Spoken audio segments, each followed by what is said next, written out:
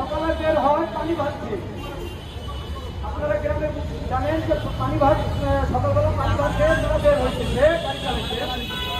দুপুরে সে যেতেও পারে নাই, কারণ তার পাশে বাজার ছিল না।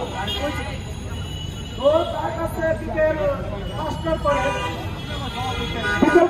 পরে খুনি জাহাঙ্গীর এবং খুনি জাহাঙ্গীরের দল যারা ছিল তারা তার কাছে এসে আমিরাবাদ বাজারের সামনে ব্রিজের কাছে আসে। সে যখন যাত্রী নেওয়ার জন্য দাঁড়াচ্ছিল তখন তার কাছে এসে তার কাছে টাকা দাবি করে প্রথমকে চাঁদাবাজি চায়। সে বলছে যে আমি কিভাবে টাকা দেবো, আমি তো নিজে খেতে পারি না। তো দূষণরা বা সন্ত্রাসীরা তারা তার কথা না রেখে প্রথমে তাকে আঘাত করে। তখন তাকে আঘাত করে তারপর যে মুরসালিন খুনি মুরসালিন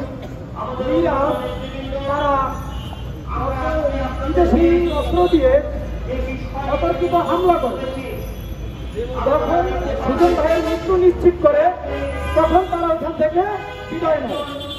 তো আমি সরকারের কাছে এবং পুলিশ প্রশাসন যারা আছেন, আইনের যারা আছেন, আমি তাদের কাছে আকুল আবেদন করি যে যারা সন্ত্রাসী তাদেরকে ফাঁসি চাই। আমরা তাদেরকে আইনের মাধ্যমে এনে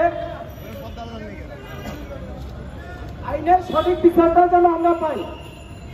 আমি সরকার এবং আইনের কাছে আইনকে এবং সরকারের কাছে